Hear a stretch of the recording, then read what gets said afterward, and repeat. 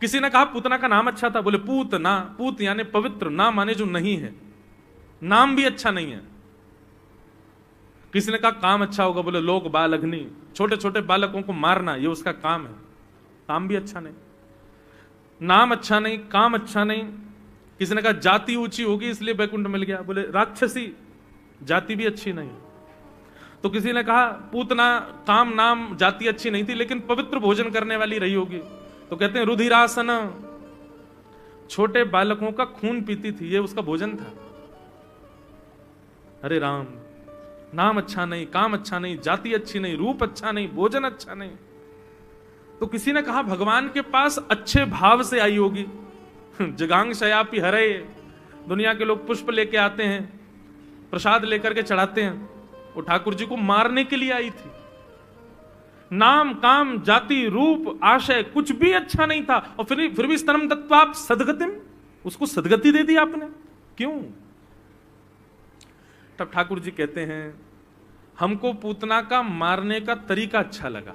वो जैसे मारने, लोग अस्त्र शस्त्र से मारते हैं, लोग दुनिया भर के नियमों से मारते हैं, पर वो ऐसे मारने आई थी जैसे कोई मां अपने बालक को वात्सल्य भाव से दुग्ध पिलाती है। ठाकुर जी यहां सिद्ध करते हैं, बोले मां के पयोधर में दुग्ध नहीं होता है, बालक के प्रति जब तक मां वात्सल्य भाव से नहीं देखेगी तब तक उसके पयोधर में दुग्ध नहीं आ सकता।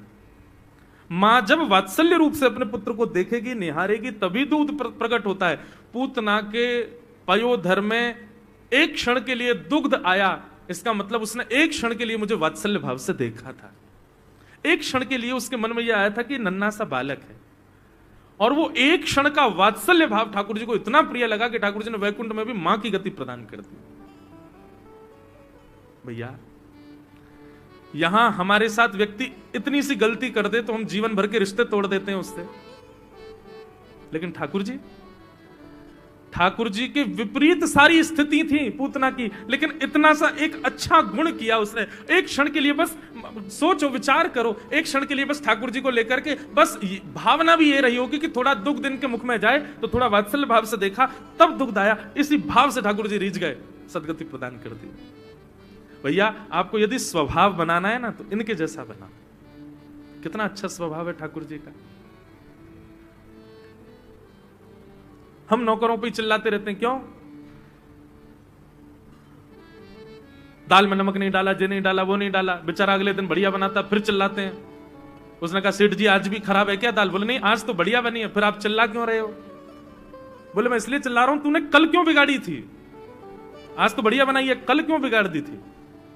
हम लोग कैसे हैं बंधु? ठाकुर जी के आगे टिकने लायक भी नहीं है हम लोग। ठाकुर जी का स्वभाव देखो, केवल उसकी एक भाव पर ठाकुर जी रीझ गए। जननी की गति दई पूतना कुपेल, हमारी ब्रज भाषा का एक पद है, ब्रज भाषा में ही है।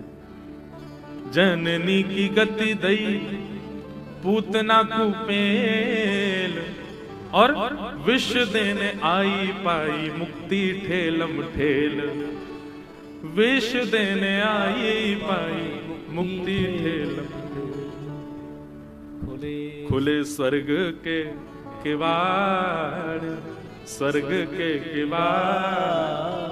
हाँ भैया प्रेम ने दिया की सदा उल्टी बहे धार, कौन पावे आपको पार। प्रेम ने दिया की सदा उल्टी बहे धार। ठाकुर जी के मन की पता नहीं चलती कभी कभी।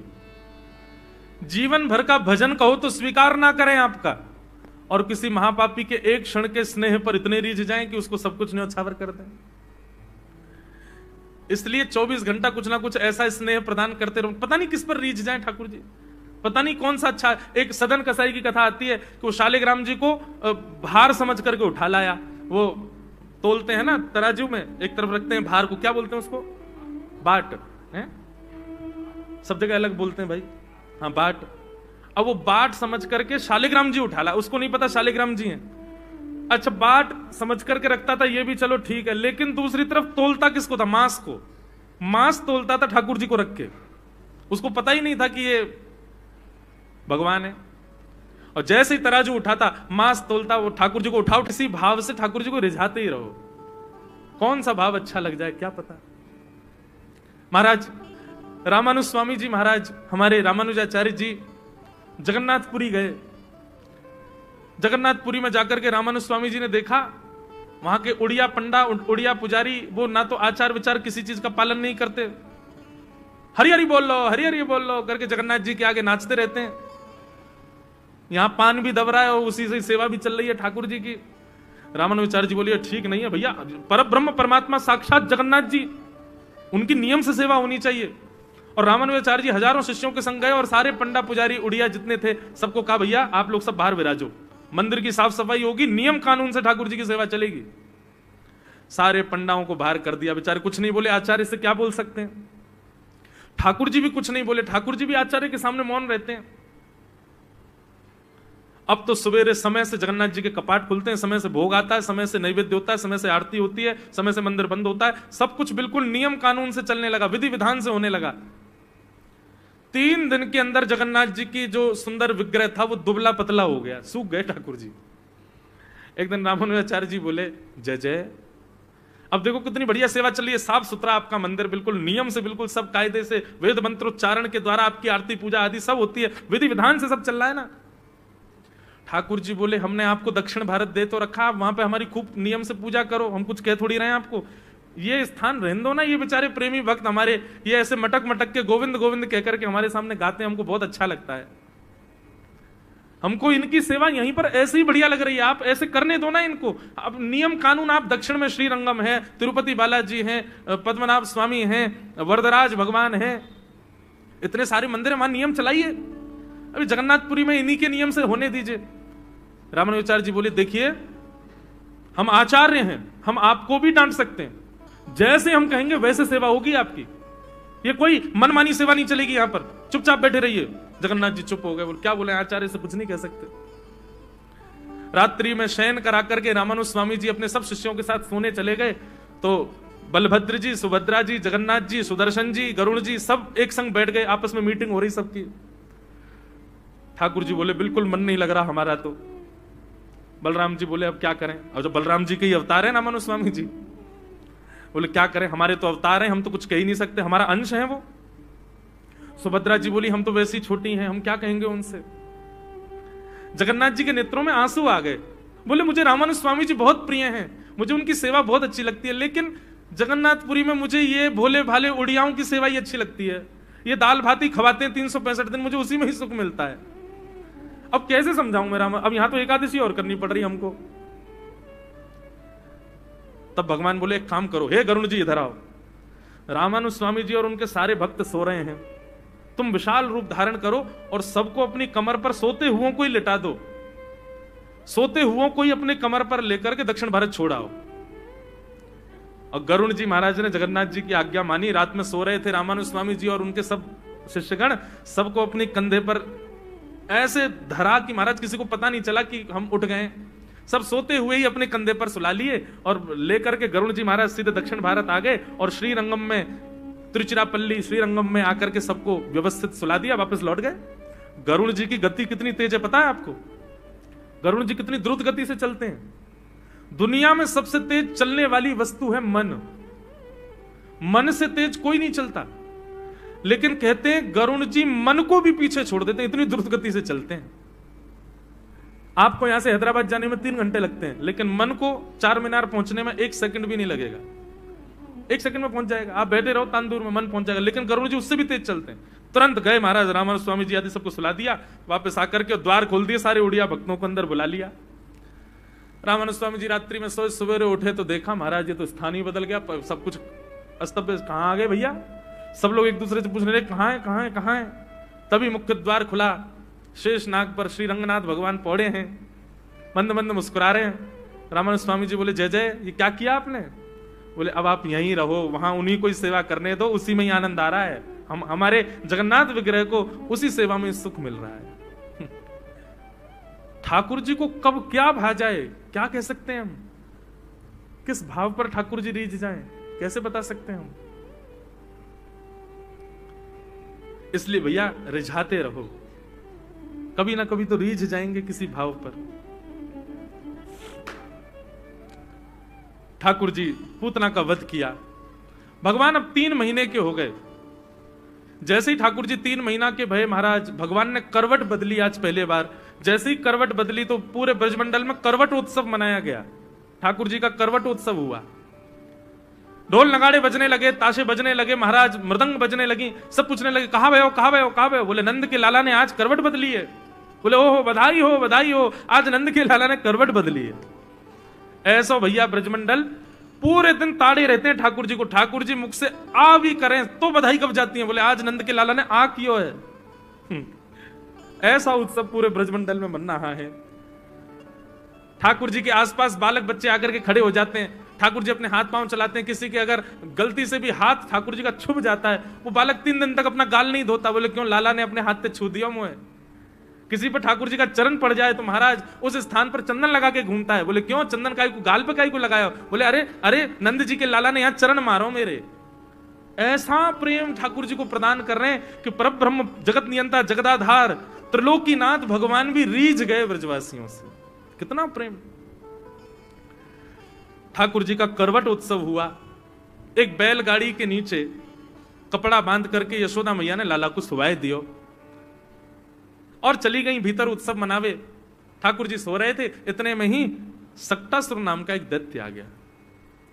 बैलगाड़ी के ऊपर आकर के बैठा। भगवान ने जैसे ही देखा सक्टासुर आया है, तुरंत अपना बाम चरण उठा करके लंबा किया और बेग से पूरा पीछे करके और जैसे ही मारा, 3 बार बैलगाड़ी आकाश में उल्टी सीधी हुई और नीचे आकर के गिरी। सक्टासुर का वध हो गया। जोर की आवाज हुई, सारे ब्रजवासी दौड़े, यशोदा मैया दौड़ी। जाकर के देखा तो बैलगाड़ी उल्टी पड़ी है, टूटी पड़ी है और बैलगाड़ी में जितने मटकों में दही आदि रखा था सब फैल गया और उसके बीच में नन्हे से गोपाल जी करवट बदल रहे हैं। यशोदा मैया ने जाकर के अपने लाला को गोद में भर लियो। सब लोग पूछने लगे भैया ये बैलगाड़ी कैसे गिर गई, ये कैसे भयो। कोई हवा नहीं आई, कोई आंधी नहीं आई, कोई दूर दूर तक कोई बैल नहीं आया, कोई गैया नहीं आई, जी कैसे पलट गई।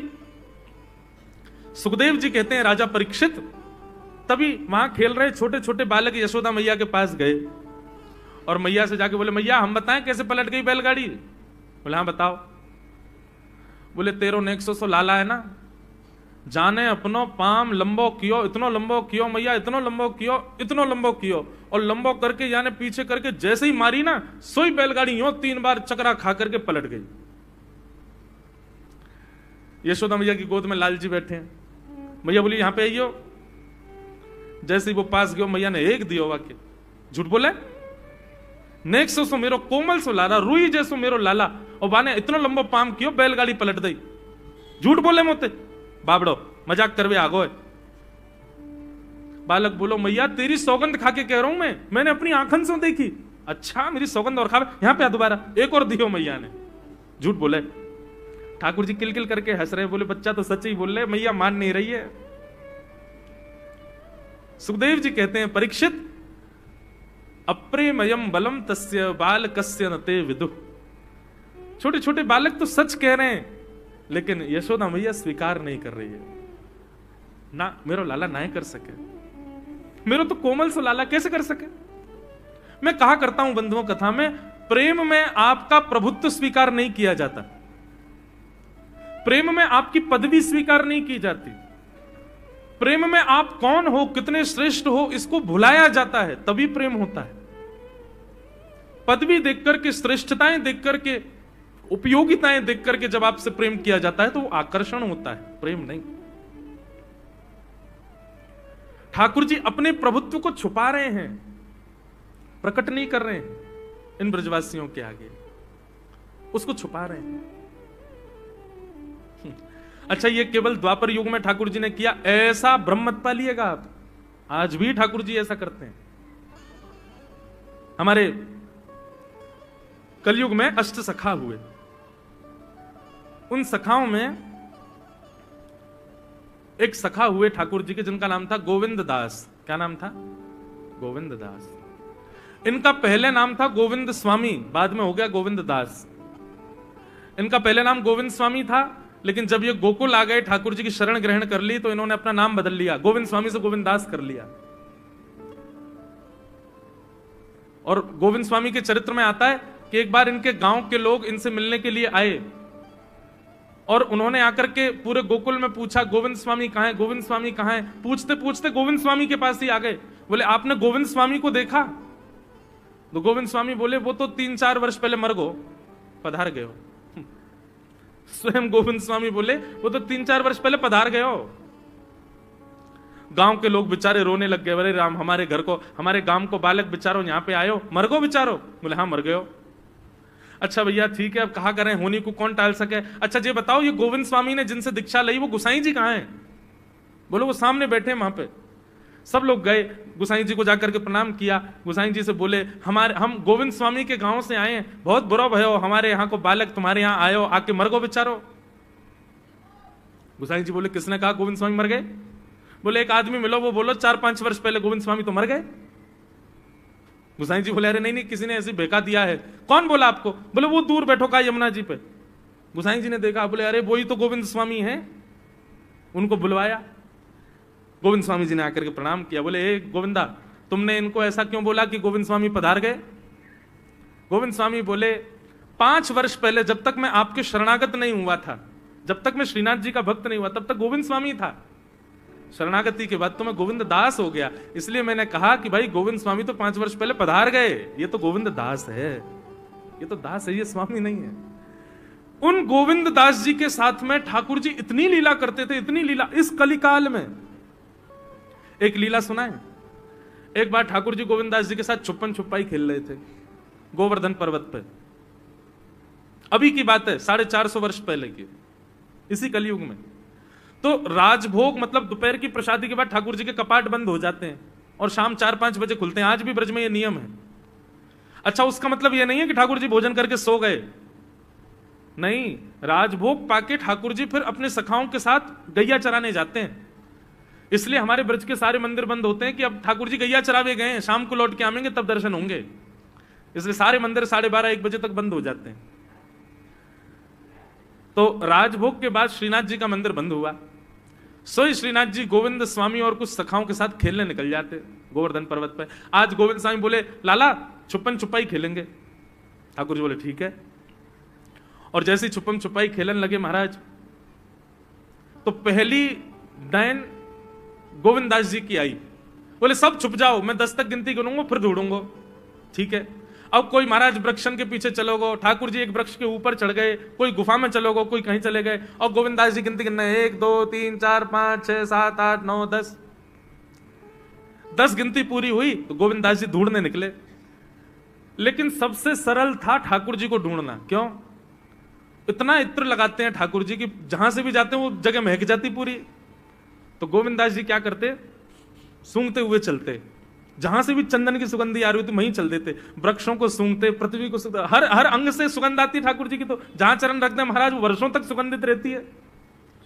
सोई गोविंदास क्या करते, 2 मिनट में ही जाते और ठाकुर जी के जिस वृक्ष पर बैठ जाते वहीं नीचे से जाके कहते थे ठाकुर जी पकड़ लियो। ठाकुर जी के गोविंदा में कितनों छुप जाऊं, तुमको कैसे पकड़ ले। और ठाकुर जी अब तो पकड़ ली, अब आप जाओ, आप गिनती गिनो, हम छुपेंगे।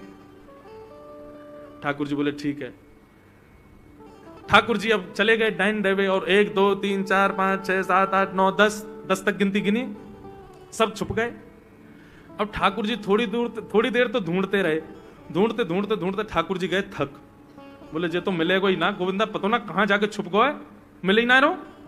सो ठाकुर जी कहा कियो, ढूंढना छोड़ करके मंदिर में गए और जाकर के अपने बिस्तर पे सो गए।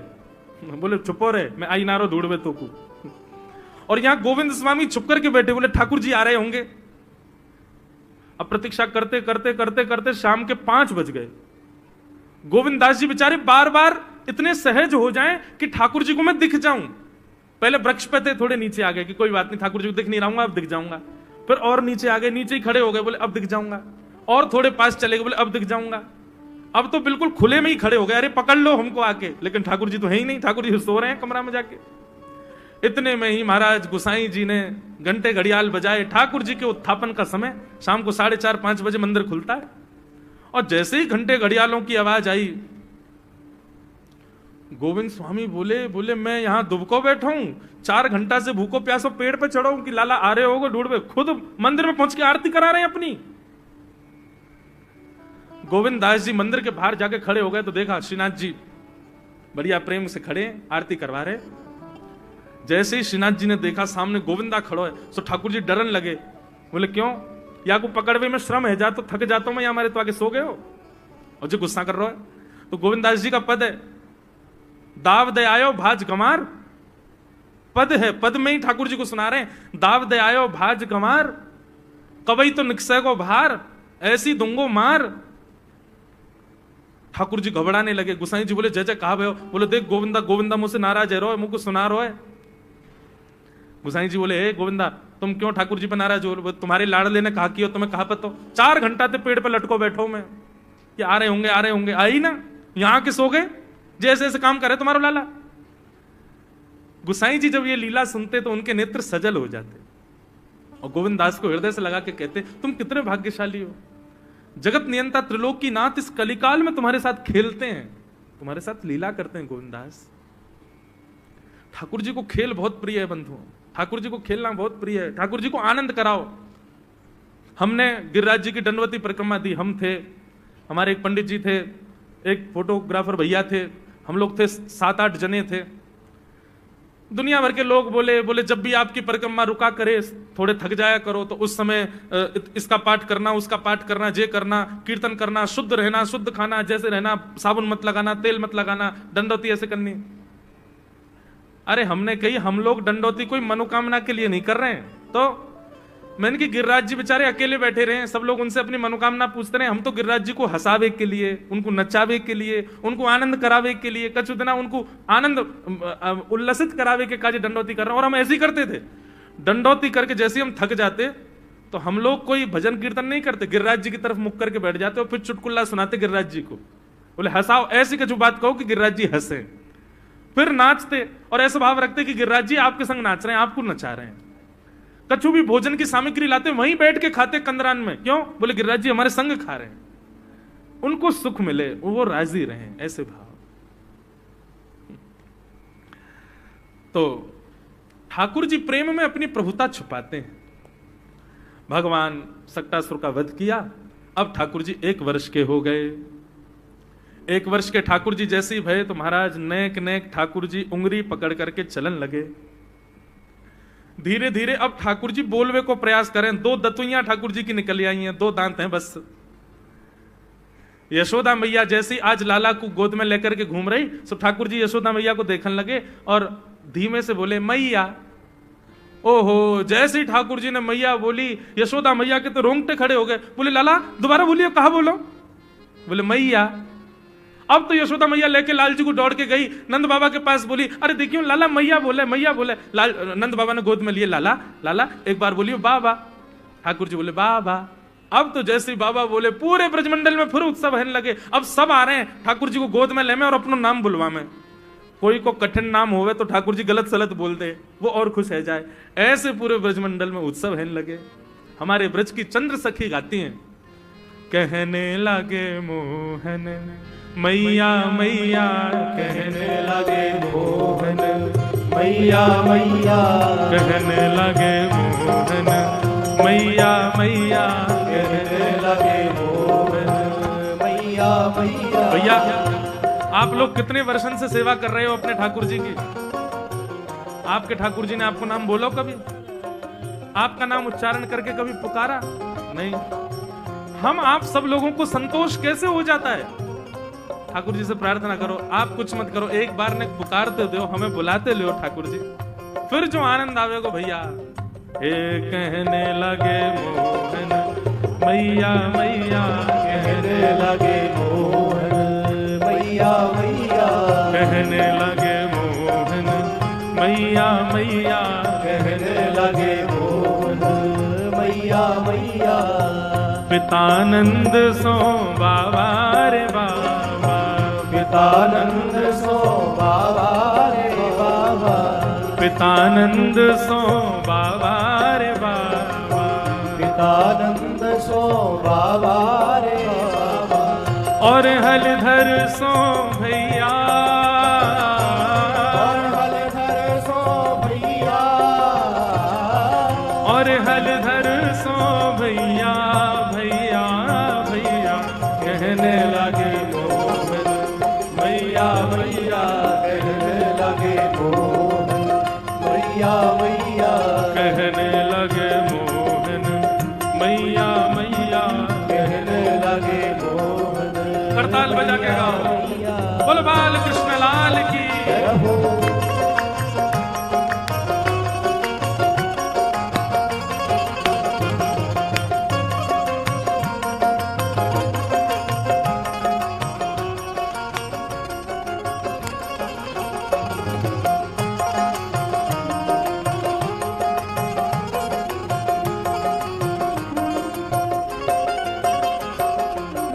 ऊंचे चढ़ चढ़ कहती यशोदा, ऊंचे चढ़ चढ़ कहती यशोदा, ऊंचे चढ़ चढ़ कहती यशोदा, ऊंचे चढ़ चढ़ कहती यशोदा। ओ ले ले नाम कन्हैया, ले ले नाम कन्हैया,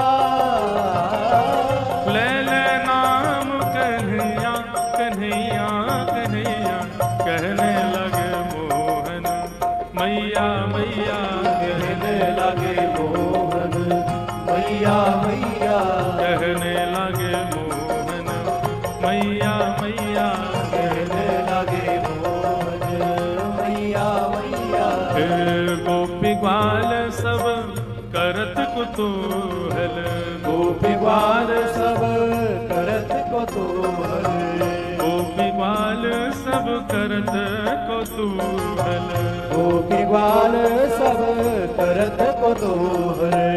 बाजत घर घर बधैया, बाजत घर घर बधैया,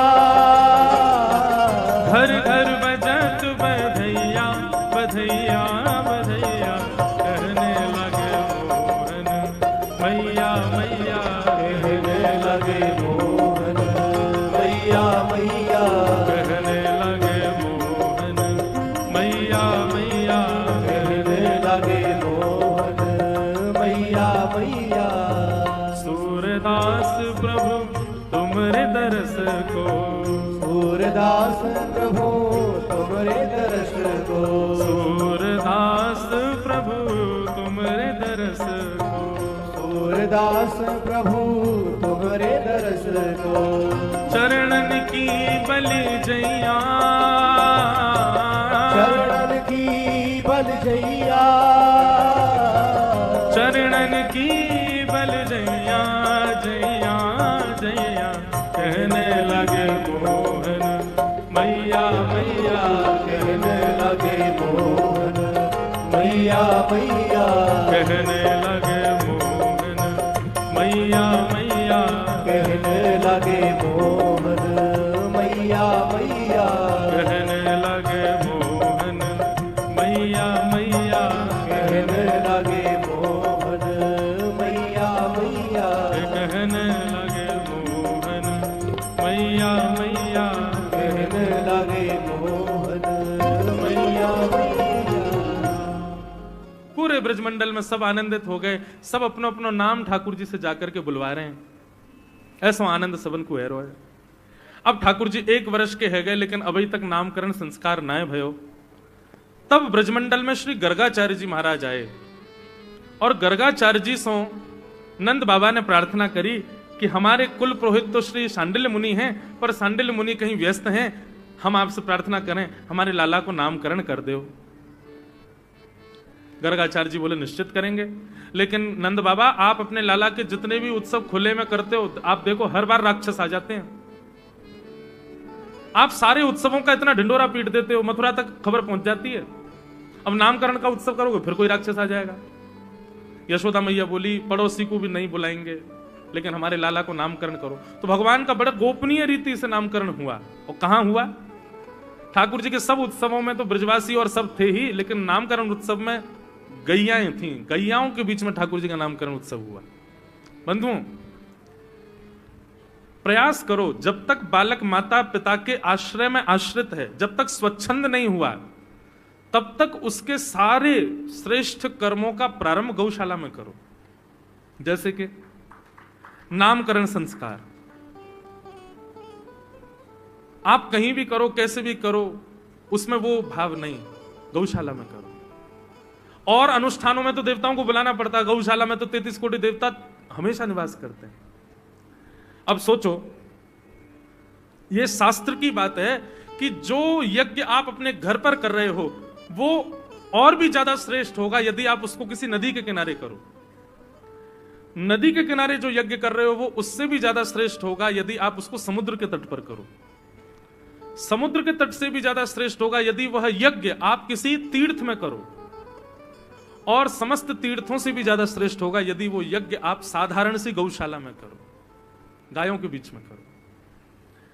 ठाकुर जी, मैंने पूरी भागवत में बाल लीला में एक चीज देखी, हर शुभ दिन यशोदा मैया लाला को लेकर सोई गौशाला पहुंच जाए, गैयान के पास। ठाकुर जी का अन्नप्राशन हुआ गौशाला में, नामकरण हुआ गौशाला में, नाल छेदन हुई गौशाला में, सब गौशाला। आपको भी प्रयास करना चाहिए बंधु। ठीक है, पार्टी वार्टी करो अपनी जगह, जो आपको मन करे वो करो, बच्चों के जन्मदिन पर जो करना है करो, पर हमारी बात एक मान लो, सवेरे मंदिर ना भी जाओ चलेगा, लेकिन सुबह सुबह बच्चे का प्रारंभ गौशाला में ले जाओ। गाय की चरण रज उसके माथे से लगाओ, गले से लगाओ, 12 अंगों पर लगाओ। इसका प्रभाव आपको दिखेगा उस बालक के अंदर।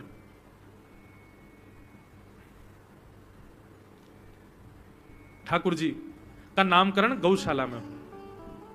गर्गाचार्य जी ने सबसे पहले तो बड़े भैया का नाम रखा, अयम ही रोहिणी पुत्रो रमयन श्रुहिदो गुणै आख्यास्यते राम इति बलाधिक्यात् बलम विदु। हे रोहिणी जी, मैं आपके पुत्र का नाम राम रखता हूं। आपके इस बालक का नाम राम, पर बल की अधिकता होने की वजह से सब इसको बलराम कहकर के पुकारेंगे, और बड़े भैया का नाम बलराम रख दिया गया। छोटे बालक का जैसे ही नामकरण करने लगे, कहते हैं गर्गाचार्य जी 45 मिनट तक तो मौन हो गए। यशोदा आदि सब गोपियों ने पूछा, बोले बाबा मौन कैसे है, कि का है गो? गर्गाचार्य जी की जीभ पर वर्णमाला के जितने भी अक्षर हैं, संस्कृत के जितने भी अक्षर हैं, हिंदी के जितने भी अक्षर हैं, वे समस्त अक्षर एक साथ प्रकट हो गए थे, और सब अक्षर हाथ जोड़ करके गर्गाचार्य जी से प्रार्थना कर रहे हैं कि हे गर्गाचार्य जी, आप हमको कृतार्थ करो, हमसे ठाकुर जी का नाम प्रारंभ हो, ऐसी कृपा कर दो। तो गर्गाचार्य जी असमंजस में पड़े कि मैं किस अक्षर से नाम रखूं। ठाकुर जी की ऐसी जन्म कुंडली बनी, हम लोगों की जन्म कुंडली बनती है 3-4 अक्षर आते हैं इस पे नाम। ठाकुर जी की जन्म कुंडली में सारे वर्ण अक्षर आ गए, सबसे नाम रखो। सब कह रहे हैं कि हमसे नाम रखो, ठाकुर जी की सेवा में हम जाएंगे, कृतार्थ हो जाएंगे। तब गर्गाचार्य जी ने सारे अक्षरों को शांत किया, बोले रुक जाओ, हमको निर्णय लेने दो। और क्या कहा कि बहुनी शंति नामानि रूपाणि च गुणस्यते गुणकर्मानुरूपाणि तान्यहं वेदनो जना। मैया, हिंदी वर्णमाला में जितने अक्षर हैं, हर अक्षर से आपके लाला का एक नाम होगा। आपके लाला के असंख्य नाम होंगे। यशोदा मैया बोली, ऐसा मत करो बाबा, इतने सारे नाम धर जाओगे, मैं लाला को कैसे बुलाऊंगी? कोई एक नाम धर दो जैसे मैं लाला को बुलाऊं। तब गर्गाचार्य जी ने ठाकुर जी का नाम रखा, शुक्ले रक्तस्तथा पीत इदानीं कृष्णताम गत। मैया, आपका ये लाला अपने पूर्व जन्म में शुक्ल वर्ण का था, किसी जन्म में ये रक्त वर्ण का था, किसी जन्म में श्वेत वर्ण का था, इस वर्ण में ये कृष्ण वर्ण का है, थोड़ा काला है, इसलिए मैं इसका नाम कृष्ण रखता हूं। कृष्ण वर्ण को कहते हैं, वर्ण मतलब complexion, dark complexion, light complexion. ये जो हमारा शरीर का रंग होता है या किसी भी जगह रंग विद्यमान है, उसको वर्ण कहते हैं। ठाकुर जी का वर्ण कैसा है? कृष्ण वर्ण। ठाकुर जी काले नहीं है बंधु, ठाकुर जी सांवले भी नहीं है, तो कैसे हैं ठाकुर जी?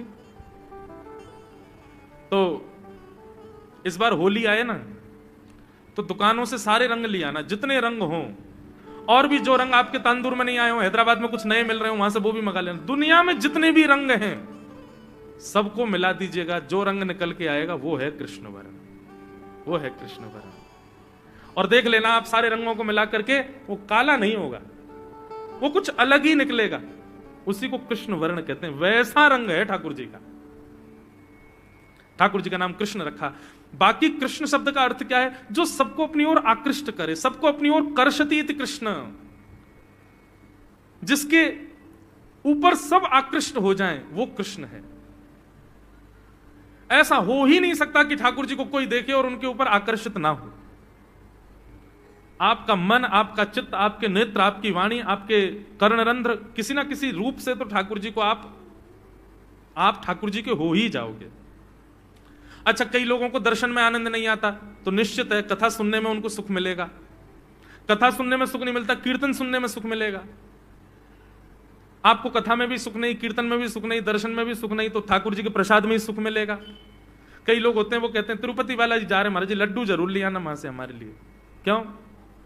ये आपको लड्डू नहीं भा रहा है, आपको कृष्ण के संबंध की कोई भी वस्तु भा रही है। इसका मतलब उस वस्तु से कृष्ण आपके भीतर प्रवेश कर रहे हैं। उनका नाम ही कृष्ण है, वो आकर्षण करते हैं। अच्छा, तुम हमारे रूप पे मोहित नहीं होगे तो लो हमारी कथा पे मोहित हो जाओगे, कथा पे मोहित नहीं होगे तो कीर्तन ऐसा सुनाएंगे व्यास जी उस पर मोहित हो जाओगे, कीर्तन पे भी मोहित नहीं हो रहे तो प्रसाद तो बेटा तुम इससे तो बचे ही नहीं पाओगे, इस पर तो तुमको आकर्षित होना ही पड़ेगा।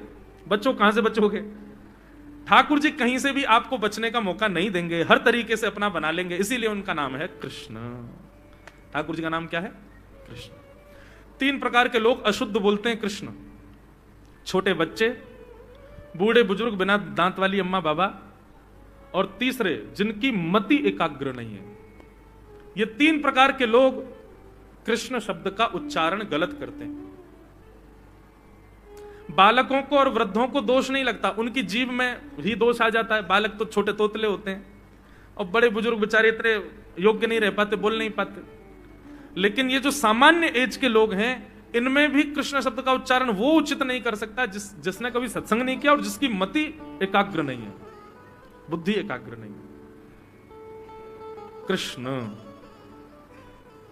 कृष्णा नहीं, कृष्ण ठाकुर जी का नाम कृष्ण रखा गया। अब तो ठाकुर जी का नामकरण हो गया, कभी कृष्ण, कभी कन्हैया, कभी कनुआ, सारे नाम लेकर के मैया लाल जी को बुलाती रहती है। कभी कछू के, कभी कछू के, ठाकुर जी को खूब आनंद आ जाए। एक बार बंधुआ, एक किसान था, बड़ा भोला भाला, अनपढ़ था, ज्यादा पढ़ा लिखा नहीं था। किसान अपने खेत में खेती कर रहा था, तभी एक महात्मा उसके खेत में आ गए और महात्मा आके बोले, भाई हमको कुछ भोजन प्रसाद पवाओ। किसान बोला, अरे महात्मा आए भैया, इनको प्रणाम करो। किसान ने उनको प्रणाम किया, प्रणाम करके महाराज उनको भोजन प्रसाद पवाया और कहा, महात्मा जी आप आए हैं, मुझे कोई गुरु मंत्र दे जाओ। महात्मा जी ने सुंदर गुरु मंत्र दिया, 12 अक्षर मंत्र दिया। बोले ये तो बहुत कठिन है, इतना कठिन नहीं, सरल सा दो। अष्टाक्षर मंत्र दे दिया। बोले ये भी कठिन है, कोई और सरल दे दो। महात्मा बोले कुछ नहीं, तुम इतना कृष्ण चंद्र बोल दिया करो बस। कृष्ण चंद्र बोले हाँ, इसी का नाम, यही तुम्हारा गुरु मंत्र है। इतना भोला बेचारा याद करने लगा, उसको याद ही नहीं होवे कृष्ण चंद्र कृष्ण चंद्र कृष्ण चंद्र। अब भूल ना जाऊं इसके लिए बोलता रहता था 24 घंटे, कृष्ण चंद्र कृष्ण चंद्र कृष्ण चंद्र। अपने खेत में हल जोत रहा था, कृष्ण चंद्र बोल रहा था। इतने में उसकी पत्नी आ गई, अरे सुनो तुम्हारे लिए भोजन लाई हूं, जल्दी कर लो। बोले कृष्ण चंद्र कृष्ण चंद्र कृष्ण चंद्र। पत्नी पीछे लग गई, पीछे, भोजन तो कर लो, रोटी तो खा लो, ठंडी हो जाएगी। बोले अरे तू पीछे मत पड़, मैं भूल जाऊंगा, गुरुजी ने मंत्र दिया मुझको। पत्नी बोली अच्छा एक काम करो, आप भोजन कर आओ, तब तक आपके नाम को मैं रट लेती हूँ, मैं उसको संभाल लूंगी, पर जैसे आप आओगे फिर आपको सुना दूंगी, आप कर लेना। वो ठीक है। बोले क्या बोलना है? बोले कृष्ण चंद्र। पत्नी बोली ठीक है। अब कृष्ण चंद्र बोलने लगी पत्नी, कभी कहीं जाए कभी कहीं जाए, कुछ करे। वो कृष्ण चंद्र बोलते बोलते खसीटे चंद्र हो गया। लौट करके अपने पति के पास, पति बोले हाँ वो मैं भोजन कर लिया, जल्दी गुरु मंत्र सुना दे मुझको, क्या था मैं तो भूल गया। बोले खसीटे चंद्र। वो उसी से ही हल जोतने लगा, खसीटे चंद्र खसीटे चंद्र खसीटे चंद्र। आकाश में वैकुंठ में बैठे हुए वैकुंठनाथ भगवान प्रसन्न हो गए और प्रसन्न होकर के बोले लक्ष्मी जी हम जा रहे हैं। बोले कहां? बोले एक किसान का उद्धार करने जा रहे हैं, उसको वैकुंठ लेके आएंगे। लक्ष्मी जी बोली आपका अशुद्ध नाम बोल रहा है वो, आपका अशुद्ध नाम उच्चारित कर रहा है वो, और आप कह रहे हो कि इसका कल्याण करूंगा मैं। ठाकुर जी बोले देखो नाम भाव कुभाव अनख आलसहु नाम जपत मंगल दिश। नाम कैसे भी जपे कोई दोष नहीं है, बस भाव मेरे प्रति होना चाहिए। वो नाम भले ही गलत जप रहा है लेकिन उसके हृदय में तो मैं ही हूं ना। और एक बात बताऊं लक्ष्मी जी आपको, बोले क्या? बोले ये खसीटे चंद्र अशुद्ध नहीं है, मेरा नाम है ये भी। बोले क्यों? बोले जब हम छोटे थे तो बाल लीला कर रहे थे ब्रज में, यशोदा मैया खूब नहलाती धुलाती और बढ़िया सुंदर श्रृंगार करती, लेकिन हम पूरे नंद भवन में घुटमुन चल चल के कभी नीचे लुढ़क करके कभी ऊपर गिर के सब माला तोड़ लेते, अस्त व्यस्त वस्त्र कर लेते, घुंघराले केशों की ऐसे भुज्जा बना लेते, ऐसा रूप बना लेते। यशोदा मैया बोली आओ मेरे खसीटे चंद्र, सुबह कृष्ण चंद्र बना के भेजती हूँ, खसीटा चंद्र बन के आता है शाम को। तो बोले तब यशोदा मैया ने हमारा नाम रखो खसीटे चंद्र, तो इसलिए शुद्ध नाम है। तो ठाकुर जी के बहुत सारे नाम हो गए, कनुआ, गोपाल, गोविंद, माधव, कन्हैया।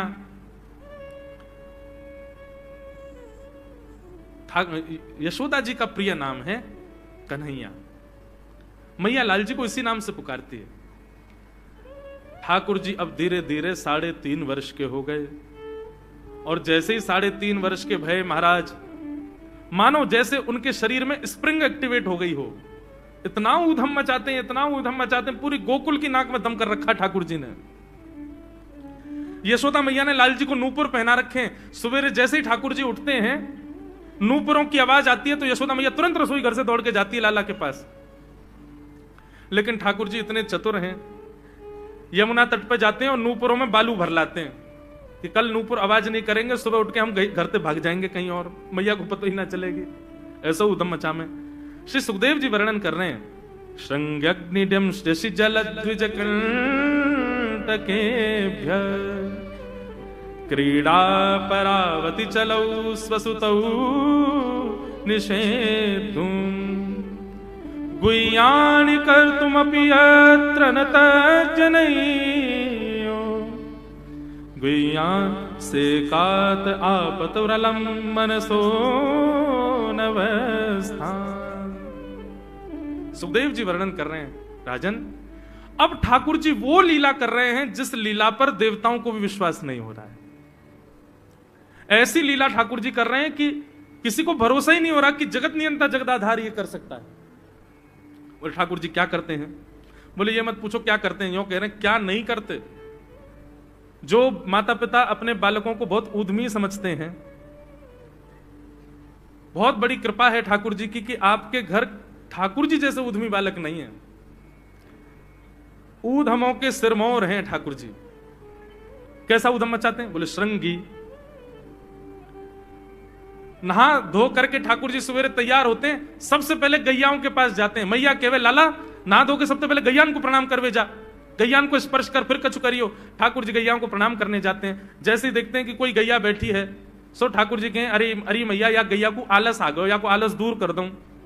सो बैठी हुई गैया के ठाकुर जी सींग पकड़ लेते हैं और सींग पकड़ करके अपनी ओर खींचते हैं। दूसरी तरफ से सींग बलराम जी पकड़ लेते हैं। अब ऐसे सींग पकड़ करके ऐसे ऐसे गैया के सींग हिलाते हैं।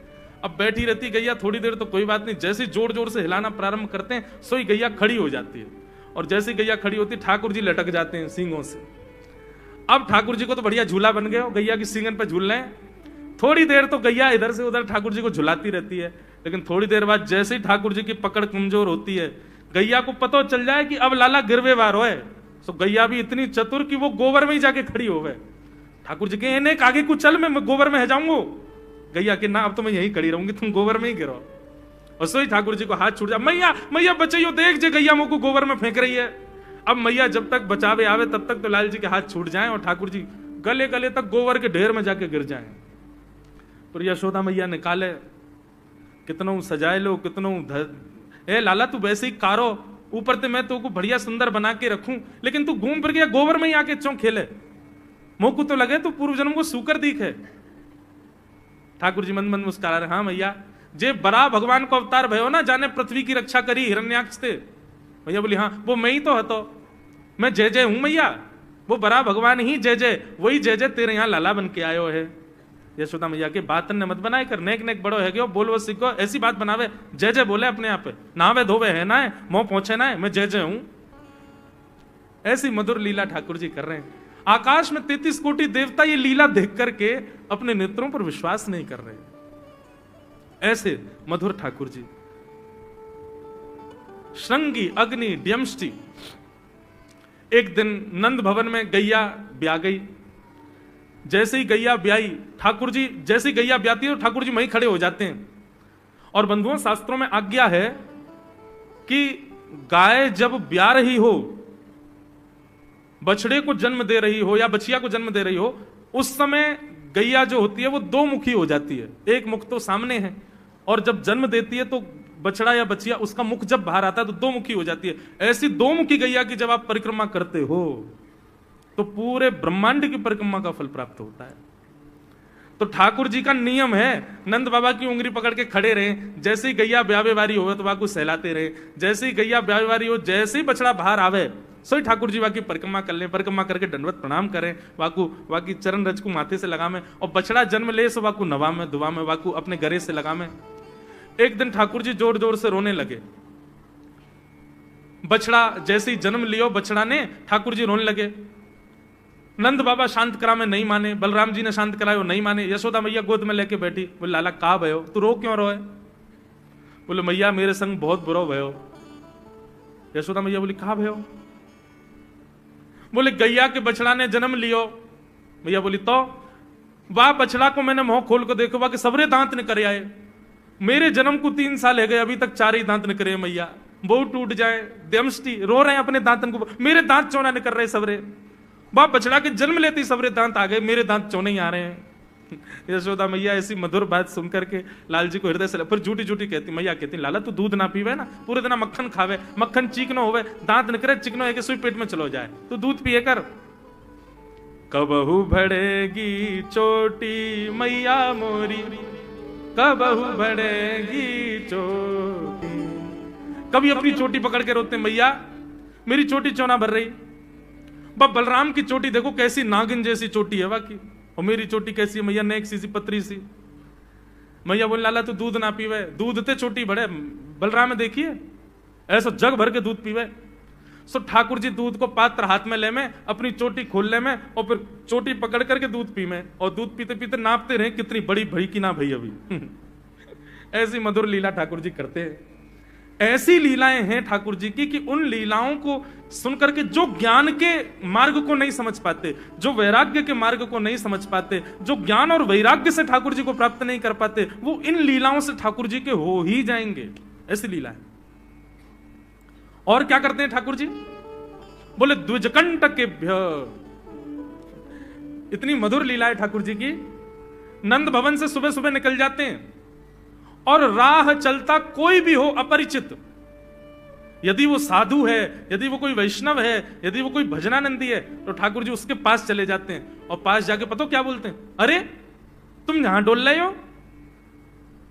बोले भैया कौन हो तुम? अरे जी सब बाद में पूछियो, हम तो यूं कह रहे तुम यहां घूम रहे हो, नंद बाबा तुम्हारी मां बात देख रहे हैं, नंद बाबा तुम्हारा इंतजार कर रहे हैं। किसी से भी?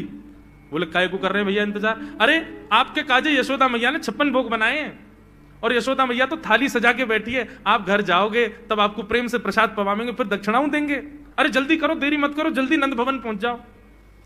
रोज 150 से 200 अपरिचित वैष्णव संत साधु नंद भवन आते हैं, और सब आकर के कहते हैं यशोदा मैया आप हमारी प्रतीक्षा कर रही थी, लाओ प्रसाद पवाओ।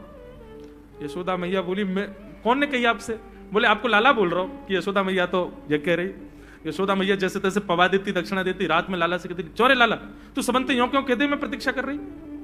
मैया एक तो मैं अपने घर में सब तीर्थन को भेजता हूं, ये संत महात्मा चलते फिरते तीर्थ है मैया, इनको जितना ऐसा कि अपने घर बुलाना चाहिए, इनको प्रसाद पवाना चाहिए, या हमारे गोकुल में आवे वाले सब संतन को खोज खोज के मैं तो तेरे पास भेजूं, ताकि तू ने रसोई घर में लगेगी, भोजन प्रसाद ही बनावेगी और बढ़िया संतन को पवावेगी, तो तेरे घर में सबरे तीर्थ आ जाएंगे मैया।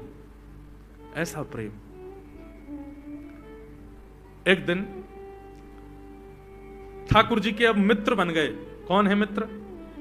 मधुमंगल, श्रीदामा, तन सुखा, मन सुखा, धन सुखा, सुबल, ये ठाकुर जी के मित्र हैं। एक दिन ठाकुर जी अपने सब मित्रन के संग बैठे,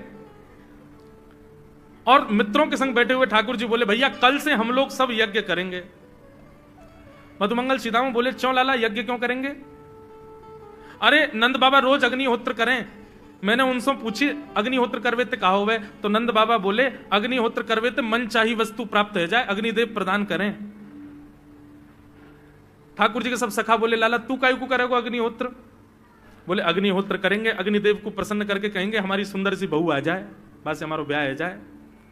अग्निदेव की प्रतीक्षा कर, अग्निदेव को प्रतिष्ठान करेंगे। सब श्रीदामा मधुमंगल 3.5 वर्ष के हैं ठाकुर जी। सोचो 3.5 वर्ष के ठाकुर जी, सखा कितने बड़े बड़े होंगे।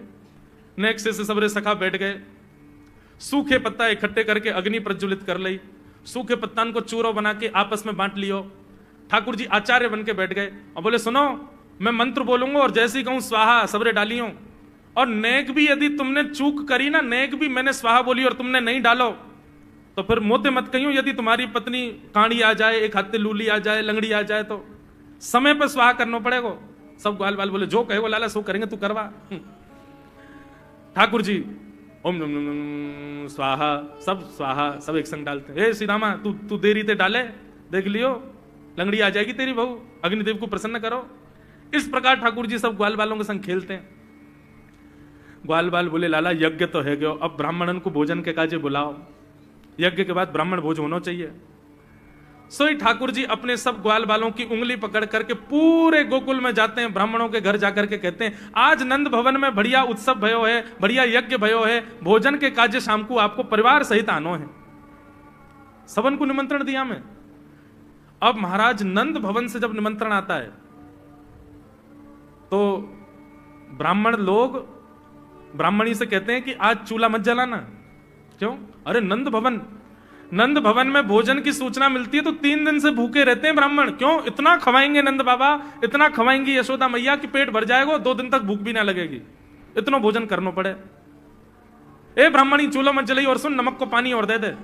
नमक को पानी पी पी करके भूख बढ़ाते हैं अपनी। बोले शाम को जाएंगे और बढ़िया चकाचक महाराज 56 भोग पाएंगे। शाम का समय हुआ, सैकड़ों हजारों ब्राह्मण आकर के नंद भवन के बाहर खड़े हो गए। यशोदा मैया ने अटारी से जैसे ही देखा इतने सारे ब्राह्मण, यशोदा मैया उतर करके आई, बोली आओ भगवान पधारो, सबन को जय श्री कृष्ण, सबन को प्रणाम। जे बताओ आज मेरे द्वार पर आप सबन को एक साथ आने को कारण कहा है? किसी को निमंत्रण देकर के और फिर पूछो कारण क्या है, बड़ा अजीब लगता है। किसी को आपने बुलाया भोजन पे, वो बेचारा आ गया, फिर आपको बताओ भैया कैसे आए, कितना अजीब लगे। ब्राह्मण बोले मैया तुम हम तो पूछ रही हो यह बात है, अरे सवेरे तो भूखे प्यासे बैठे हैं, जल्दी भोजन पवाओ। आपके यहाँ यज्ञ भयो, यज्ञ की पूर्ण आहुति की प्रसादी पावे आए हैं, और कहीं को आए हैं? यशोदा मैया बोली कौन सा यज्ञ, कब भयो यज्ञ, कौन सी पूर्ण आहुति? ऐसा कछुना भयो हमारे यहाँ, आप लोगों को कोई गलत जानकारी मिली है, कौन ने कही आपसे? ब्राह्मणों के नेत्रों में आंसू आ गए। बोले मैया एक तो हम सवेरे से भूखे, ऊपर से ब्राह्मणी से मना और करे आए कि तू चूल्हा मत जलाइयो। ब्राह्मणी भी बात निहार रही है कि डिब्बा में लेके आएंगे हमारे काजे भी भोजन। खाली हाथ गए तो ब्राह्मणी डांटेगी अलग। मैया तेरो लाला सवेरे सवेरे आयो और सब ग्वाल बालन के संग आके हमसे कह के गयो यज्ञ भयो, यज्ञ की पूर्ण आहुति में भोजन करवे सबन को आनो है, हम तो यही मारे चले आए। यशोदा मैया बोली या लाला तो कैसे बचूं मैं, पूरे दिन कम से कम 2-2.5 हजार लोगों को निमंत्रण ऐसे ही देते रहे। यशोदा मैया बोली आपकी व्यवस्था करूं, लेकिन पहले या लाला को तो देखूं मैं, है कहां ये? नंद भवन के पीछे बगीचा में ठाकुर जी अपने सब ग्वाल बालन के संग खेल रहे। यशोदा मैया गई, जाकर के बुलाए, ए लाला, ओ कन्हैया यहाँ पे आ। ठाकुर जी ने जैसी देखी यशोदा मैया बुला रही है, लेकिन यशोदा मैया के संग जे कौन खड़े हैं? ए श्रीदामा मधुमंगल। बोले हाँ, ये तो सांची में आ गए सबरे ब्राह्मण, हम तो ऐसे खेल खेल में निमंत्रण दे के आए इनको। मैया बहुत मारेगी भैया, मैं अकेला नहीं जाऊंगा, तुम भी चलो मेरे संग, यदि मुंह में एक थप्पड़ पड़ो तो तुम मुंह पड़वाऊंगा, मैया बहुत मारेगी आज। और मधुमंगल श्रीदामा जबरदस्ती उनको हाथ पकड़ के ठाकुर जी ले गए। हाँ मैया बता कहा कह रही? मैया ने कान पकड़ो, है रे लाला जो जो बड़ो है तो जा रहा हो, तेरे उधमन की सल ना है पड़े। कहा क्यों तेने? बोले कहा क्यों मैंने, ये सब कौन है? मोह का पता कौन है, मैं ना जानू मैया इन्हें। बोले जे सब रे ब्राह्मण है हमारे गोकुल के, और सब यूं कह रहे हैं तेने इनके घर जाके इनको सबन को निमंत्रण दियो, यूं कहीं हमारे यहाँ यज्ञ भयो आकर के आप सबन को भोजन पानो है। भैया तेरी सौगंध खा के कह रहा हूं, मुझको तो जेव ना पता इनको घर कौन सी गली में, झूठ बोल रहे हैं सब रे, मैंने निमंत्रण ना दियो। ब्राह्मण सब बोले मैया देखो कैसे सफेद झूठ बोल रहे हैं आपके आगे। मैया बोली सच बता तेने निमंत्रण क्यों दियो। तब ठाकुर जी बोले मैया बताऊं? बोले बता।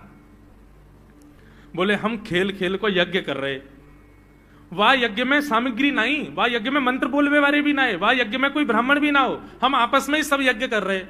भाई यज्ञ के बाद ये मधुमंगल बोलो ब्राह्मण भोजन होना चाहिए, तो हमने इन ब्राह्मणों को न्योता दे दियो। मैया बोली अब ये ब्राह्मण आगे कहां पवाऊं? बोले मैया देख सीधी बात है, या में ज्यादा चिंता करने की कोई बात ही ना है। जब बिना मंत्र के, बिना ब्राह्मणन के, बिना यज्ञ सामग्री के हमारा यज्ञ है सके, तो ऐसे ये भी खाली खाली दोना लेके बोलते हैं हाँ भाई रसगुल्ला बहुत बढ़िया बनो है, ये देखो ओ हो मोहन थार तो बहुत ही बढ़िया बनी है, सब्जी तो पूरी कितनी बढ़िया लग रही है, खाली पत्तल लगा दे, खाली दोना लगा दे, और भाव से ये लोग भी पालेंगे है भोजन, भाव को यज्ञ भाव को भोजन। ब्राह्मणों को बंधुओं गुस्सा, ठाकुर जी की लीला पर किसी को क्रोध नहीं आता, सब हंस जाते। पर यशोदा मैया आधी रात में रसोई बनाती है, सब ब्राह्मणों को पवाती है, और इतना बनाती है कि उनके घर भिजवाती है। मैया बोले लाला इतना काम करावे। बोले मैया तू बैठी बैठी ना मोटी है गई है, हमारे मुंह को लगे तू पूरे दिन लगी रहकर रसोई में कछु कछु बनाती रहकर। ऐसी ठाकुर जी की मधुर लीला।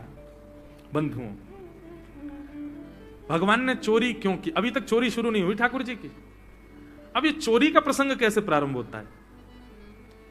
एक दिन ठाकुर जी अपने ग्वाल वालों के संग खेल रहे थे, तो ठाकुर जी ने ऐसे खेल खेल में श्रीदामा को धक्का दिया, श्रीदामा गिर गया, बहुत जोर से रोया। ठाकुर जी बोले अरे भैया शांत है जा, लग गई लग गई, अरे ठीक है अब शांत है जा। लेकिन श्रीदामा शांत नहीं हुए। ठाकुर जी बोले तुम कैसे हो? गोकुल में रहे में हम, गोकुल को मतलब है जहां हर घर में 1000 गैया, उसका नाम है गोकुल। इतनी गैयान को दूध घी दही सब हमारे घर में होवे, अरे खा पी के न बढ़िया अपनी शरीर को बनाओ, खेल खेल में लगती रहे, इतना रोवे को कहा मतलब है? तो श्रीदामा क्रोध में भर के बोला तू तो राजा को बेटा है लाला, तो को मक्खन खावे को मिले, घी खावे को मिले, दही पीवे को मिले, हम लोग तो बेचारे गरीब ब्रजवासी हैं, हम लोग जितना दूध घी दही बना में सब कंस के लोग ले जा में हमारे यहां से। कंस ने ब्रजवासी के ऊपर कर लगा रखो है, टैक्स लगा रखो है, कहा कि प्रत्येक ब्रजवासी को इतनो इतनो मटका भर के घी दूध दही सब मथुरा भेजना पड़े, हम लोग घर में ना रख सकें, क्योंकि कंस के सिपाही जब आके हमारे घर की तलाशी करें, यदि इतने मटका हमारे घर को प्रसारित हैं, वहां से ज्यादा यदि हमारे घर में मिल गए तो मृत्यु दंड होगा हमारा। समझ रहे हैं बात? कंस ने पूरे ब्रजवासियों को कह रखा है कि हर घर में 4 मटकी से ज्यादा नहीं होनी चाहिए, उससे अधिक आने वाला दूध घी दही ये सब मथुरा भेजना है। और यहां हर ब्रजवासी के यहां 1000 गैया, और 1000 गैयाओं का जितना दूध घी दही होता है उसमें से 4 मटकी केवल घर में रहती हैं, बाकी सब मथुरा भेजना पड़ता है। या हमारे लाला हम लोगन को खावे पीवे को ना मिले, तू तो राजा को बेटा है, तेरे नंद बाबा तो गोकुल के राजा हैं, या हमारे तो को तो खूब छूट है, हम लोगन को छूट ना है। ठाकुर जी बोले ये बात है? बोले हाँ। ठाकुर जी बोले मेहनत करें हम, गैया को पालें हम, गैया को घास खवाएं हम, गैया की सेवा करें हम, और दूध पीवे को वो राक्षस कंस। अभी तो मैं छोटा हूं, मेरी बात कोई मानेगा नहीं, लेकिन प्रलय तो अब तक लानी पड़ेगी। और कैसे लाएंगे? बोले राजी राजी यदि मक्खन दूध दही नहीं मिल लो तो चोरी करके खाओ, हमारो ही मक्खन है, हमारो ही दूध है, हमारो ही दही है, लेकिन अभी हम बालक हैं, हम ज्यादा कछु बोलेंगे हमारी कोई बात मानेगो ना। लेकिन ये सद वस्तु कुपात्र के हाथ में नहीं जानी चाहिए, राजी राजी नहीं मिलता तो चोरी करके खाओ। जब कर देवे को नंबर आवेगो तो सब पूछेंगे भाई कहां गए मक्खन दूध दही? बोले घर में तो है ना। बोले तो कहां गए? बोले चोर चोरी कर ले गए। और यही भाव से हम ब्रजवासी को खावे पीवे को मिला करेगो। मधुमंगल श्रीराम बोले लाला तू जो कहेगो सो करेंगे, लेकिन चोरी नहीं करेंगे। ठाकुर जी बोले तो ठीक है, कल से तुम लोग अलग खेलो, मैं और दाऊ दादा अलग खेलेंगे, हमारे संग मत खेलना। मधुमंगल सीताराम बोले अरे लाला तू ना जाने, मैया यो के लाला जो चाहे करियो, चोरी मत करियो, चोरी करवे तो ब्याह ना होवे। ठाकुर जी बोले ब्याह की पड़ रही है तो है ब्याह ना होवे। ऐसो पत्र पूछ रहा सो है गयो, पत्रो दुबरो सो तू सीख जैसो है गयो, तो कौन ब्याह करेगा ऐसे? अरे ब्याह करना तो ने खाया ने पी ने बढ़िया गाल तेरे बढ़िया होंगे, शरीर ने बढ़िया होगा तभी तो ब्याह होएगा। अब भैया हमारी बात सुन लो, जितने अच्छे काम करने सब आज कर लो, कल से चोरी करेंगे, पूरे ब्रजमंडल में आतंक मचाएंगे, हमारो ही दूध घी दही है और हम ही चोरी करके खाएंगे। ठाकुर जी ने चोरी क्यों की? क्योंकि सारा गौरस बेवजह मथुरा भेजा जाता था, और मथुरा से कंस पूरे भारत में वितरित करके खूब धन कमाता था। इस वजह से ब्रजवासी प्रताड़ित होते थे, क्योंकि गैया के लालन पालन में जितना खर्चा होगा सब करो ब्रजवासी। 4 मटका दही। अच्छा, प्राचीन जब ठाकुर जी पृथ्वी पर पधारे तब कोई व्यापार नहीं था, ब्रजवासियों पर एक ही व्यापार था, 2 व्यापार थे, या तो घी बेच के, दही बेच के, दूध बेच के धन कमाओ, या फिर खेती बाड़ी करके अनाज बेच करके धन कमाओ। वही तो व्यापार था। उसमें भी 4 मटके मिलते थे, 4 में से 3 को तो बेच देते थे, 1 में पूरा घर चलता था। यह हालत थी ब्रज की। इसलिए ठाकुर जी ने कहा कि भैया राजी राजी नहीं तो गैर राजी, हम जितने बाकी की मटकी मथुरा भेजे वाली है उनको सबन को तोड़ फोड़ करेंगे, उनमें से मक्खन निकाल निकाल के खाएंगे, एक दूसरे को खवाएंगे, और सब यहीं रहेगा, मथुरा नहीं जाएगा कछु भी। इसलिए ठाकुर जी ने चोरी की। ठाकुर जी बोले प्रैक्टिस मेक्स मैन परफेक्ट। सबसे पहले प्रैक्टिस अपने घर में ही कर लें कैसे करनी है चोरी। सो अगले दिन ठाकुर जी सवेरे उठे और देखने लगे यशोदा मैया देख तो नहीं रही, और ठाकुर जी चुपचाप गए महाराज जहां पर सारे मक्खन दूध दही रखे, वहां पहुंच गए गौरस भंडार में। और गौरस भंडार में एक मटकी के ऊपर से ढक्कन हटाए करके जैसे ही ठाकुर जी ने हाथ बोर के पानो प्रारंभ किया, सामने एक खंबा था, उसमें मणि लग रही थी। आज पहली बार 3.5 वर्ष की आयु में ठाकुर जी ने अपना प्रतिबिंब देखा, पहली बार अपने आप को देखा दर्पण में। बंधुओं, बच्चों को शीशा नहीं दिखाते, छोटे बच्चों को तो दिखाते ही नहीं, और 3-4 वर्ष तक भी बालक को अपनी शक्ल थोड़ी देखता है वो। अब इसके पीछे कारण बहुत सारे बताए जाते हैं, परंतु हमें तो लाल जी से मतलब, लाल जी का क्या है। ठाकुर जी ने जैसे ही प्रतिबिंब में अपने रूप को देखा, अपने रूप को देख करके ठाकुर जी बोले, हो तू भी आयो यहां चोरी करवे। अपने आप से ही बात कर रहे हैं ठाकुर जी। अरे मैंने कही तो हती अपने अपने घर में चोरी करनी है, तू दारी के मेरे घर में आगो चोरी करवे। ठाकुर जी अपने प्रतिबिंब से बात कर रहे हैं। अब गौरस भंडार में ठाकुर जी की आवाज गूंज रही थी, और वो गूंजते हुए रसोई घर में जा रही थी। रसोई में मैया ने सुनी, बोले ये लाला कहां थे बोल लो है, उठ गयो कन्हैया, मुझको पतो भी ना चली, नूपुरन की आवाज ना आई। मैया दौड़ करके गई तो देखा ढूंढते ढूंढते गौरस भंडार में ठाकुर जी अपने प्रतिबिंब से बात कर रहे हैं। कितनी सुंदर झांकी है ठाकुर जी की। ठाकुर जी मक्खन पा रहे हैं। बोले अच्छा अब आ तो गयो है यहां पे, लेकिन सुन चुपचाप चोरी करके भाग जाइयो, मेरी मैया बहुत मारेगी तो को। बाकू यदि पता चल गई तू चोरी कर रहा है तो को उखलते बांध देगी, मेरी मैया बहुत मारेगी, चुपचाप चोरी कर और निकल ले यहां से। ठाकुर जी चोरी की बात कर रहे थे, यशोदा मैया ने पीछे से सुनी, लाला ओ कन्हैया। ठाकुर जी घबरा गए, मैया कैसे आ गई। हाँ मैया, कौन सी बात कर रहा है तू। अरे मैया देख हमारे घर में चोर घुसायो है। अपने प्रतिबिंब को दिखा करके ठाकुर जी कह रहे हैं, देख मैया हमारे घर में चोर घुसायो, जे चोरी कर रहा हो हमारे यहाँ के मक्खन की, तो मैं को पकड़वे आयो हूं। नन्हे से गोपाल जी, बहुत मधुर लीला।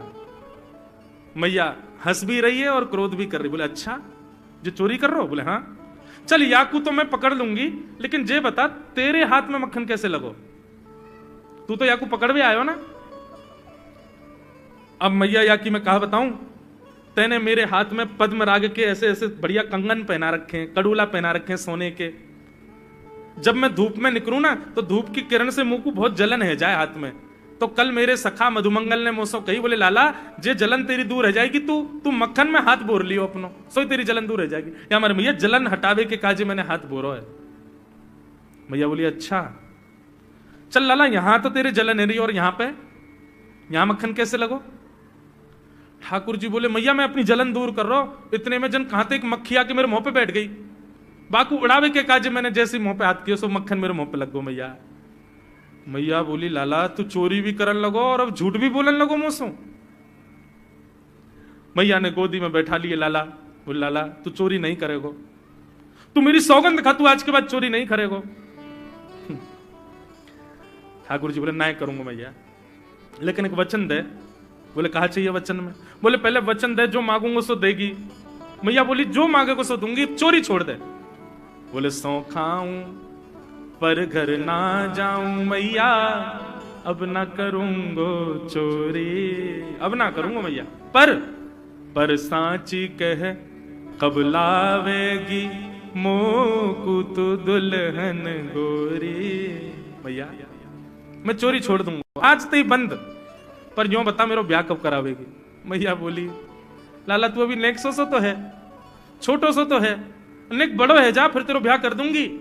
और ये ब्याह की तू कौन सिखावे तो ब्याह की बात? बोले मैया ये श्रीदामा मोकू भरतो रे पूरे दिन, तू ब्याह कर ले, तेरी उम्र है गई, बुढ़ापा आ जाएगा। मैया बोली या मधुमंगल है तो मैं बताऊंगी, है 3.5 वर्ष के छोरा तो करो बुढ़ापा आ जाएगा। अभी अभी खड़ो है वो सीखो, अभी बोलना सीखो, यानी दांत भी पूरे न आए और ब्याह की बात करे। बोले मैया मैं यूं थोड़ी करूं, मुझको बड़ी बहू लिया, छोटी सी लिया, इतनी बड़ी लिया कि जेब में धर के मैं गैया चरा भी चलो जाया करूं, ऐसी बहू लिया मुझको।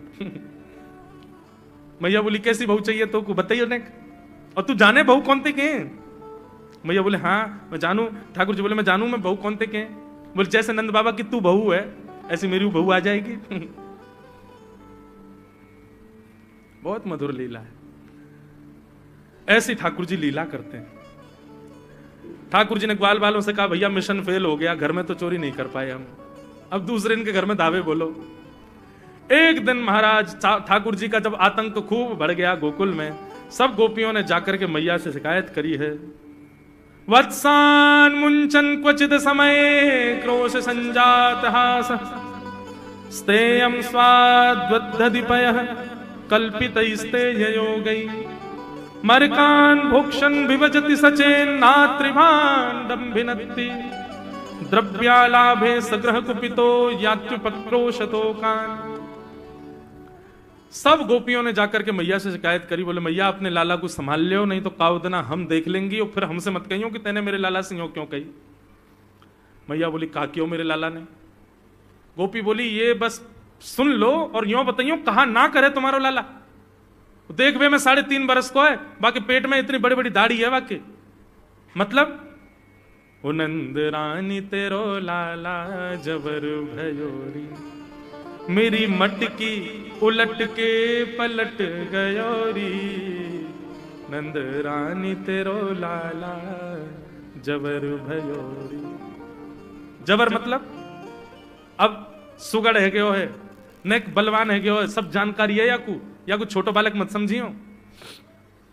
गोपियों ने जाकर के अपनी अपनी दुख दर्द सुनाए मैया को। मैया बोली अरे भैया मेरे लाला को मक्खन की कोई कमी थोड़ी है, मेरे लाला को दूध की कोई कमी थोड़ी है, मेरो लाला चाहे तो मक्खन से नहावे, दूध में नहावे, इतना मक्खन दूध दही मेरे घर पे, तुम्हारे यहां क्यों चोरी करेगो?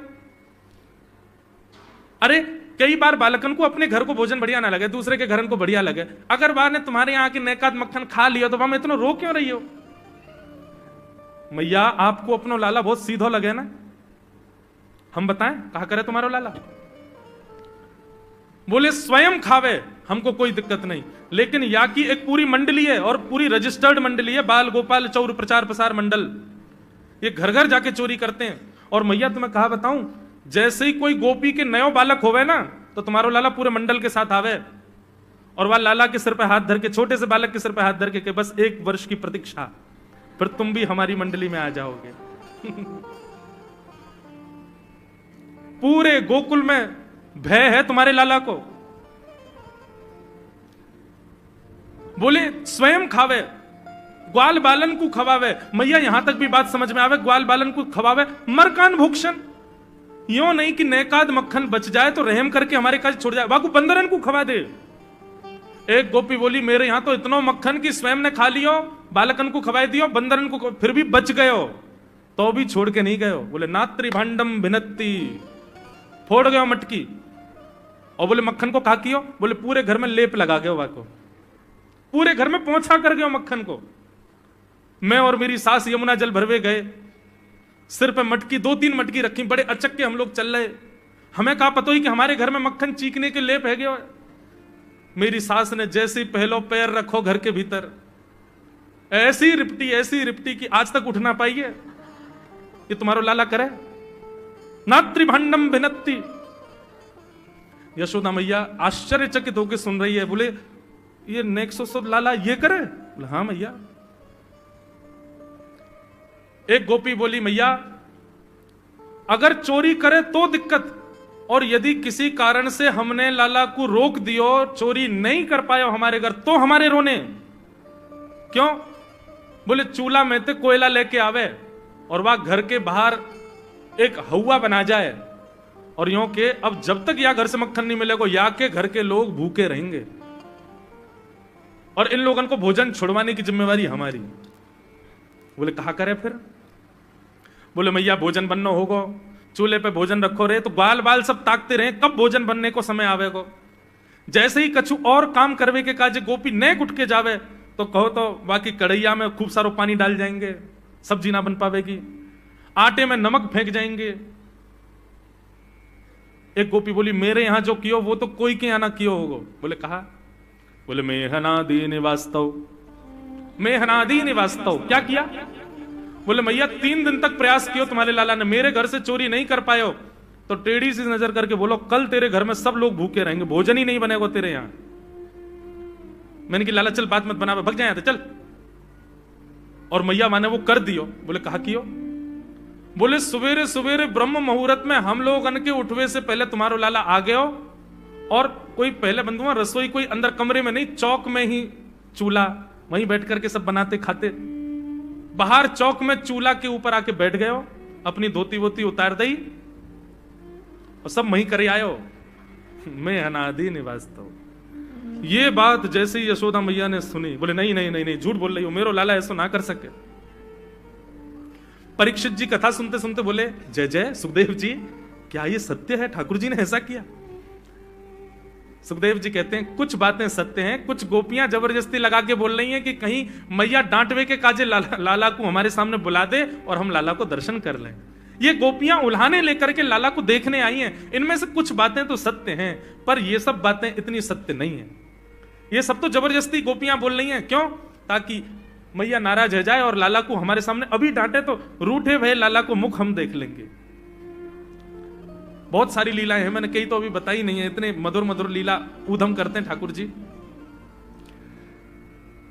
इस प्रकार ठाकुर जी पूरे ब्रजमंडल में गौ रस को चोरी करते हैं। वास्तव में मक्खन नहीं, ब्रजवासियों के मन को चुरा रहे हैं ठाकुर जी। सबकी एक ही आशा है, श्री कृष्ण श्री कृष्ण श्री कृष्ण। सुबह से शाम तक पूरा ब्रजमंडल केवल कृष्ण को देखने के लिए जीता है। ऐसी ठाकुर जी की मधुर लीला। एक दिन ठाकुर जी ने कोई लीला के माध्यम से घर की मटकी फोड़ दी, तो मैया ने पकड़ के ठाकुर जी ऊखल से बांध दिए। जैसे ही मैया ने ठाकुर जी ऊखल से बांधे, मैया तो चली गई, ठाकुर जी खिसक खिसक के आगे गए और 2 वृक्षों के बीच से जैसे ही निकले, स्पर्श करते ही दोनों वृक्ष टूट के गिर गए और कुबेर के पुत्र नलकुबर और मणिग्रीव प्रकट हो गए। दोनों ने भगवान की स्तुति गाई कि वाणी गुणानुकथने श्रवणौ कथाया हस्तौ च कर्म सुमनस्तव पादयोर्न स्मृत्यां शिरस्तव निवास जगत प्रणामे दृष्टि सतां दर्शने स्तु भवत्तनूनाम्। नल कुंवर मणिग्रीव ने भगवान की स्तुति गाई और स्तुति गाकर के दोनों वहां से प्रस्थान कर गए। यशोदा मैया बोली, लाला को जैसे देखा वृक्ष टूटे पड़े हैं, लाला बीच में ऊखल से बंधे। यशोदा मैया बोली अब हम गोकुल में नहीं रहेंगे। और सब गोकुलवासी अपने अपने घर छोड़कर के वृंदावन को प्रस्थान कर गए। बोलो वृंदावन धाम की जय। कि वनम वृंदावनम नाम पशव्यं नवकाननम गोप गोपी गवां सेव्यं पुण्याद्रे तृणवीरुधम। बंधुओं, वृंदावन ठाकुर जी का सबसे प्रिय स्थान है। क्यों? क्योंकि वृंदावन की रचना ब्रह्मा जी ने नहीं, वृंदावन की रचना ब्रह्म ने नहीं की है, वृंदावन की रचना श्री किशोरी जी ने की है, श्री राधा रानी ने की। आप कहोगे कैसे? भगवान जब कृष्ण लीला करने के लिए पृथ्वी पर पधार रहे थे, तब ठाकुर जी ने अपनी आह्लादनी शक्ति श्री राधा रानी से निवेदन किया कि आप भी चलो। राधा रानी बोली क्षमा करना, हम गोलोक धाम छोड़ के नहीं जाएंगे। ठाकुर जी बोले हम गोलोक धाम को ही नीचे ले चलते हैं। बोले पूरा गोलोक धाम नीचे मत ले चलो, यदि आप बहुत चाहते हैं कि हम चलें तो गोलोक धाम की 3 वस्तु ले चलो। बोले क्या? गोवर्धन, यमुना जी और हमारे द्वारा बनाया हुआ एक वन है जिसको श्री जी ने ही गोलोक धाम में बनाया है, जिसका नाम है वृंदावन। इसको ले चलो। यत्र वृंदावनम नास्ति यत्र नो यमुना नदी, यत्र गोवर्धनम नास्ति तत्र नो रमते मनः। जहां गोवर्धन, यमुना और वृंदावन नहीं है वहां मेरा मन नहीं लगेगा। आप चाहते हो कि मैं चलूं तो इन तीनों को ले चलो। तब ये तीन, गोवर्धन, वृंदावन और श्री यमुना जी, ये गोलोक धाम से पृथ्वी पर पधारे। तब हमारी श्री जी, श्री राधा रानी पधारे।